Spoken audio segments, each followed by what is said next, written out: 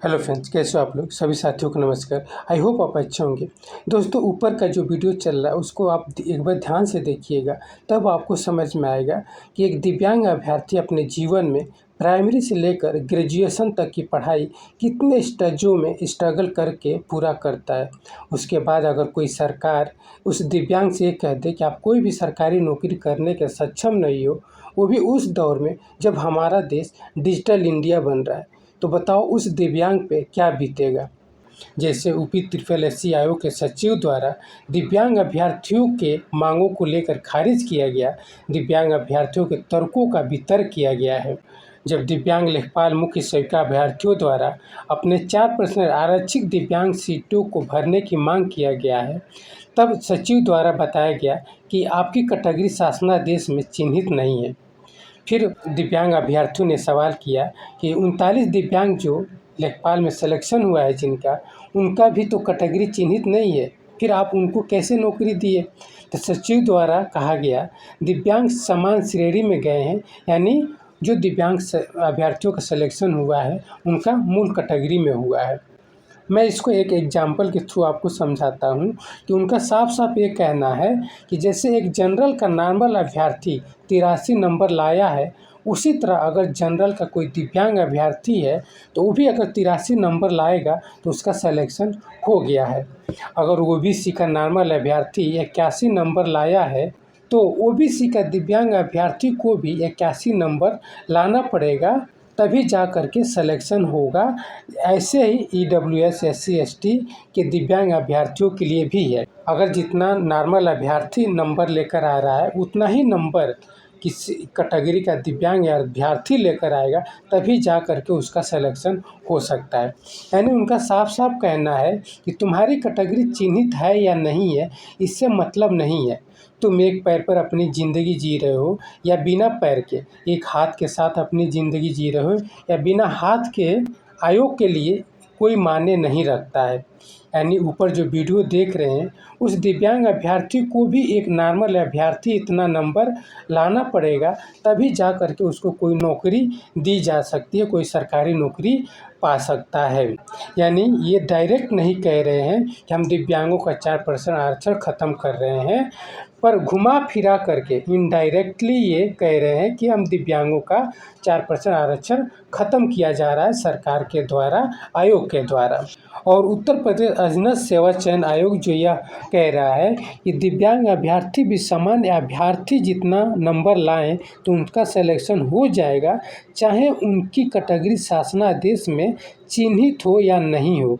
इस बात का कहीं भी लिखित प्रूफ नहीं है, क्योंकि उत्तर प्रदेश लोक सेवा आयोग कह रहा है अगर दिव्यांग की कैटेगरी किसी पोस्ट के लिए चिन्हित नहीं है तो किसी भी हालत में उसे वह पोस्ट नहीं दिया जा सकता है।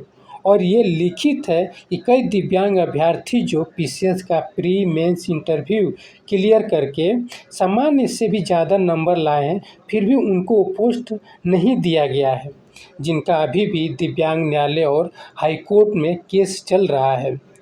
आप बताओ, ये लोग एक देश एक चुनाव की बात करते हैं, एक देश एक संविधान की बात करते हैं, ये तो चलिए बहुत अच्छी बात है, एक देश एक संविधान, पर क्या दिव्यांगों के सरकारी नौकरियों में सिलेक्शन के लिए एक देश एक नियम नहीं होना चाहिए?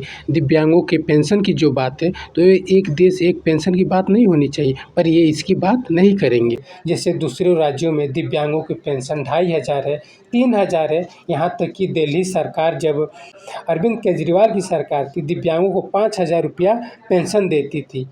तो उत्तर प्रदेश सरकार अभी भी दिव्यांगों के 1000 पेंशन क्यों दे रही है? क्यों नहीं एक देश एक पेंशन पारित कर रही है? सभी दिव्यांगों को, सारे देश के दिव्यांगों को 5000 पेंशन होना चाहिए। दिव्यांगों को सरकारी नौकरियों में सिलेक्शन केंद्र सरकार के अलग नियम है। यूपीएससी संघ लोक सेवा आयोग का कुछ अलग ही नियम है।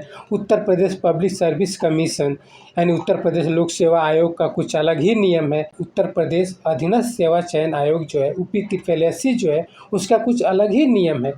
अगर एक दिव्यांग को सामान्य अभ्यर्थी इतना ही, नॉर्मल अभ्यर्थी इतना नंबर लाना है सरकारी नौकरियों के लिए, तो फिर वो 4% रिजर्वेशन की दिखावा क्यों किया जा रहा है?